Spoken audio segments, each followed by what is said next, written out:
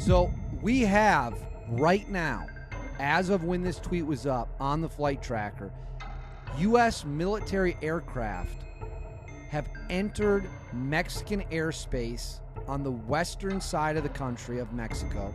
It says a strategic electronic reconnaissance aircraft that provides information to the president, Secretary of Defense, and other leaders. So that's what we have right now. A U.S. military plane has entered Mexican airspace. That plane is there to analyze and get as much signals intelligence that it possibly can from people on the ground. Remember, you have human intelligence. Those are human sources you work for information. And then you have signals intelligence, signals you're going to intercept, eavesdrop, and take that information, build a target package with it, and then at some point, someone's going to have to make a decision.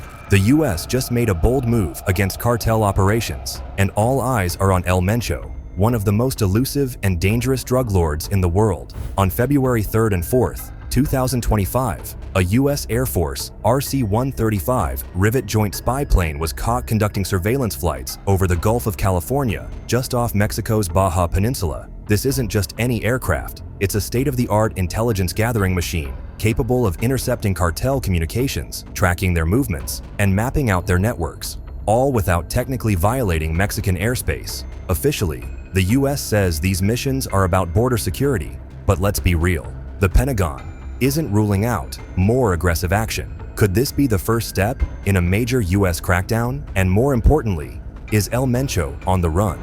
This is game-changing. This, more than anything, is a signal that the Trump administration, Pete Hegseth, the United States military, when they said they weren't playing games, they 100% meant it. For years, Nemesio Oseguera Cervantes, better known as El Mencho, has been one of the most wanted, most feared, and most elusive drug lords in the world. Unlike the flamboyant El Chapo, who basked in media attention and even gave interviews, El Mencho operates in the shadows. He rarely appears in public, avoids flashy luxuries, and moves like a ghost, constantly changing locations, surrounded by layers of security. But make no mistake, his low profile doesn't make him any less dangerous. In fact, it's the key to his success. While other cartel leaders have been captured or killed, El Mencho has built an empire. The accused drug lord they call El Mencho is considered in law enforcement circles to be Chicago's public enemy #1. The crime lineage of Al Capone, the most wanted fugitive here since notorious El Chapo was finally captured. His organization, Cartel Jalisco Nueva Generación, is practically a war machine, and its influence stretches far beyond Mexico. The drugs it moves have fueled America's overdose epidemic, leaving behind a trail of death in cities across the U.S. Meanwhile, in Mexico, CJNG's reign of terror has turned entire regions into war zones, where shootings, mass executions, and gun battles with military forces are common. Federal agents have been after El Mencho here in Los Angeles and in Chicago for years, as his new generation cartel, known as CJNG, has been making violent inroads to the illicit drug trafficking markets in both cities. CJNG didn't just rise to power, they violently seized it, rewriting the rules of cartel warfare in the process. They have a very intelligent strategy, which is basically branding themselves and looking like paramilitary power. They do have their full letters, right? The CJNG on their vests. They dressed as properly military. They also have these high caliber guns. They have what they call those monstros, which are really basically what man-made tanks, you know? So their firepower is incredible. Unlike older cartels like the Sinaloa cartel, which relied heavily on bribery, alliances, and backdoor deals, CJNG took a far more aggressive and militarized approach. They didn't just buy off police officers and government officials. They attacked them head-on, sending a clear message: obey or die. And they weren't bluffing. From the moment El Mencho founded CJNG in the early 2000s and 10s, the cartel quickly distinguished itself as ruthless, highly organized, and relentless in its expansion. Unlike traditional cartels that carefully manage their conflicts, CJNG declared total war, not just on rival drug organizations, but also on the Mexican government itself. Here's how they systematically carved out their empire. Decimating rivals with extreme violence, CJNG didn't negotiate or make peace with competing cartels. They annihilated them. In Michoacán, CJNG went to war with the Knights Templar cartel, beating members and leaving their bodies hanging from bridges as warnings. In Guanajuato, they clashed with the Santa Rosa de Lima cartel, so they brutally massacred the entire cartel just to seize control of their fuel theft operations. This scorched earth strategy allowed CJNG to rapidly expand across Mexico, taking over entire states in just a few years. Most cartels avoid direct conflict with the Mexican military, but not CJNG. They took a shockingly bold approach and actively attacked law enforcement and federal troops. One of their most infamous moments came in 2015, when they ambushed and shot down a Mexican military helicopter, wiping out their soldiers and forcing the government to admit they were dealing with an unprecedented threat. Jalisco New Generation Cartel took the fight to the next level, shooting down a military helicopter with a rocket-propelled grenade. But that was just the beginning. In 2020, CJNG assassinated Mexico City's police chief, unleashing a machine gun attack in broad daylight in one of the safest neighborhoods in the country. CJNG has repeatedly ambushed military convoys, sometimes outgunning and overpowering government forces. Cartel Jalisco, they are very well consolidated as one group.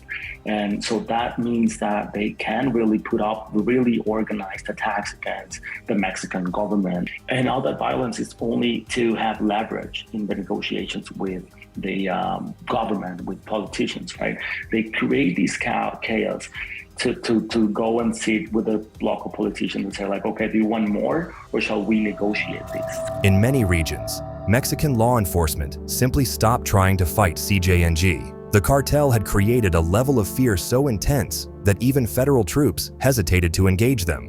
While CJNG is one of the biggest drug traffickers in the world, they don't rely on narcotics alone. They diversified their income streams, making billions from other illegal operations.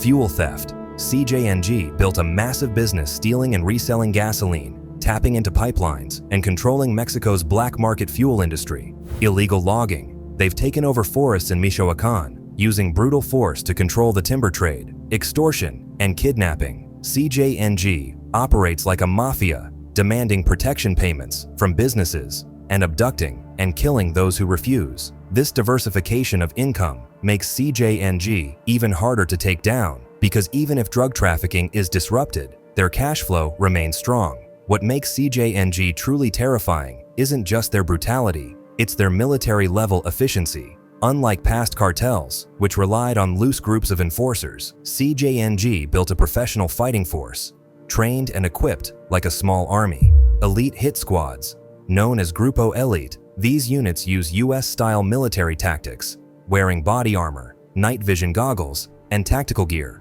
High-powered weapons. CJNG has .50 caliber sniper rifles, rocket-propelled grenades, RPGs, anti-aircraft weapons, and military-grade assault rifles. Footage would emerge of that CJNG convoy. These gunmen call themselves the Elite Group and pledge allegiance to El Mencho. They're armed with assault rifles with grenade launchers attached to the barrel, heavy machine guns, and also this gun. This is a .50 caliber sniper rifle. It's a powerful weapon that the CJNG loves to show off. Drones rigged with explosives. They modified commercial drones into deadly weapons, using them to bomb enemy safe houses and security checkpoints. Armored vehicles. CJNG builds makeshift tanks, reinforcing SUVs and trucks with steel plating to withstand bullets and grenades. CJNG's rise to power has devastated both Mexico and the United States. Cartel de Jalisco Nueva Generación, CJNG, is the single criminal organization most responsible for these deaths on both sides of the border. In Mexico, over 350,000 people have been killed in the country's cartel wars since 2006, with CJNG being responsible for some of the most gruesome massacres. Entire towns emptied as civilians flee from the violence. The cartel's brutality against journalists and activists has made Mexico one of the most dangerous places in the world for reporters. Their impact, of course, goes beyond the borders of Mexico. CJNG is one of the largest suppliers of fentanyl and meth, fueling America's overdose crisis. The cartel's drug operations stretch across all 50 states. They've basically infiltrated US cities, using American gang networks to push their products. CJNG isn't just Mexico's problem anymore. It's America's too, and America's determined to destroy it.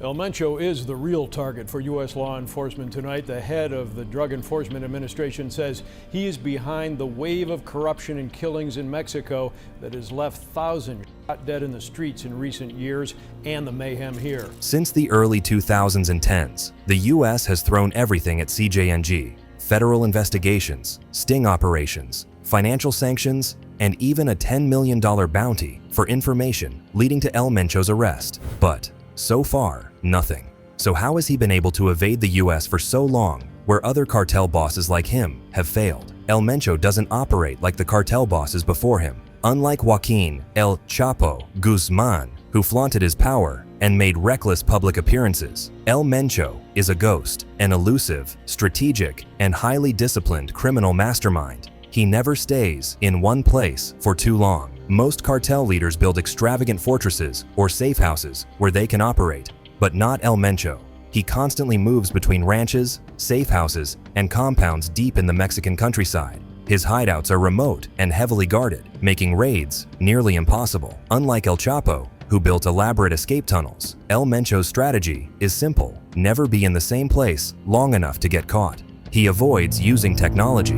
The DEA and Mexican intelligence agencies track most cartel bosses through phone calls, social media, and encrypted messaging. But El Mencho doesn't fall for that trap. When he needs to communicate, he relies on face-to-face meetings, couriers, or old-school methods like hand-delivered messages. He's rumored to hide deep in the mountains of Jalisco. El Mencho has positioned himself quite strategically. Unlike El Chapo, who lived in cities and relied on urban infrastructure, El Mencho is said to live in the rugged mountains of Jalisco, where his cartel dominates. CJNG controls the entire area, meaning outsiders are instantly recognized and reported. Every approach to his suspected hideouts is monitored, giving him plenty of time to escape if authorities get too close. Even when he moves between locations, the team is also trained in counter-surveillance, ambush tactics, and rapid extraction strategies, making it nearly impossible for authorities to catch him off guard. CJNG has deeply embedded itself into the local communities, with networks of paid informants, corrupt officials, and cartel sympathizers. Whenever law enforcement moves in on him, El Mencho's henchmen immediately sound the alarm. Civilians, police, and even military officers have been caught tipping off CJNG, allowing El Mencho to disappear before agents even get close. No matter how many associates are taken down, he's always one step ahead. And each arrest of someone close to El Mencho, authorities believe they are squeezing him to surface or to make a mistake that will result in his own arrest or death. He's really the guy they want. Over the years, U.S. and Mexican forces have arrested thousands of CJNG members, but it hasn't slowed El Mencho down. It's like the more heads they cut off, the more they rise to take their place. Why is that? His decentralized command structure means no single takedown cripples the organization. When one leader is captured, another steps in immediately. El Mencho is not just another drug lord. He's a master of evasion, strategy, and survival. And at this point, the US knows it cannot use any of its previous tactics on Mencho or CJNG. So what does Trump do instead? Think outside of the box. Big time. So as people know, the Trump administration has been dealing with or figuring out how they want to deal with the cartels south of the border in Mexico that keep pushing their poison and violence and garbage into our country and hurting our people. We have a major development south of the border dealing with the cartels, Mexico, what the U.S. military is going to do. We have seen something we have never seen before. For over a decade, El Mencho has played a game of cat and mouse with U.S. and Mexican authorities, a game he's always won. But now, the U.S. is bringing a new weapon into the fight, one that could finally change the rules. Currently underway. It happened at some point Monday. It looks like late Monday afternoon, early Monday night. For the first time, the U.S. is bringing high-tech military surveillance into the fight. Wow, for the first time ever, I've seen a U.S. Air Force RC-135 Rivet Joint signals intelligence platform from Offutt Air Force Base in Nebraska is operating within Mexican airspace over the Gulf of California, Baja California Sur, Sonora, and Sinaloa. On February 3rd and 4th, 2025, a U.S. Air Force RC-135 Rivet Joint spy plane was caught conducting surveillance flights over the Gulf of California, just off Mexico's Baja Peninsula. And this isn't just any aircraft. And this plane's sole goal, what it exists for, is it gathers signals intelligence. I have some good information I'm going to share with you guys here. It's made by Boeing. There's a bunch of different variations of it. This is a next-level intelligence gathering machine capable of intercepting cartel phone calls and radio communications, tracking cartel convoys and supply routes, whether it's drug shipments moving north, weapons coming south, or El Mencho himself relocating to another safe house. The spy plane's advanced sensors and radar systems can monitor and map those movements in real time, mapping out hidden cartel operations. The plane's sophisticated technology can detect hidden compounds, underground meth labs, and secret airstrips, even pinpoint locations of cartel bases, drug routes, and heavily guarded safe houses, making arrests and launching military raids. Human intelligence, those are human sources you work for information, and then you have signals intelligence, signals you're going to intercept, eavesdrop, and take that information, build a target package with it, and then at some point someone's going to have to make a decision. Instead of just reacting to cartel violence, the U.S. is going on offense, using intelligence to predict movements, disrupt supply chains, and identify top-level targets. This is game-changing. This, more than anything, is a signal that the Trump administration, Pete Hegseth, the United States military, when they said they weren't playing games, they 100% meant it. It eliminates El Mencho's biggest advantage, secrecy. He's been untouchable because no one knows where he is. But with constant, high-tech surveillance, his movements become predictable, and predictability means vulnerability. It disrupts cartel operations at the highest level. No need for large-scale military invasions that could cause collateral damage. Spy planes allow for targeted, surgical operations that could take down leadership without a full-blown war. It says a strategic electronic reconnaissance aircraft that provides information to the President, Secretary of Defense, and other leaders. So that's what we have right now. A U.S. military plane has entered Mexican airspace. It is being made public, and that plane is there to analyze and get as much signals intelligence that it possibly can from people on the ground. But here's the risk. If the U.S. moves in and fails, the consequences could be catastrophic. CJNG isn't just going to sit back and let their leader be taken. If the U.S. or Mexico launches an operation and El Mencho escapes, it could trigger a full-scale cartel war. They could retaliate against U.S. agents and government officials. Violence could escalate in cartel-controlled cities, putting millions of innocent people at risk. And worst of all, if an operation fails, El Mencho will vanish even deeper underground. Is this the moment El Mencho finally falls? For years, the U.S. has chased a ghost, but with advanced military surveillance, non-stop intelligence gathering, and real-time tracking, El Mencho might finally be running out of places to hide. Because we believe, and he believes, that border security is national security.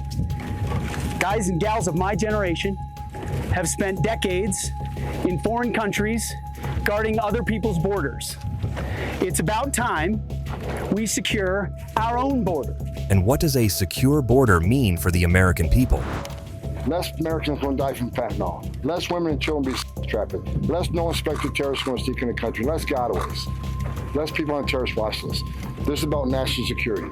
Illegal immigration is the basis, but it's about our country's safety and security, and it's about protecting American people. That's why we're here. If the U.S. follows through on this surveillance, this could be the moment where El Mencho finally falls, or it could trigger a cartel war more brutal than anything Mexico has seen before. Because one thing is certain, CJNG won't go down without a fight. So, is this the beginning of a new era in the war on cartels? Or just another chapter in a never-ending cycle of violence? One way or another, the battle for Mexico's future is about to reach its most dangerous moment yet.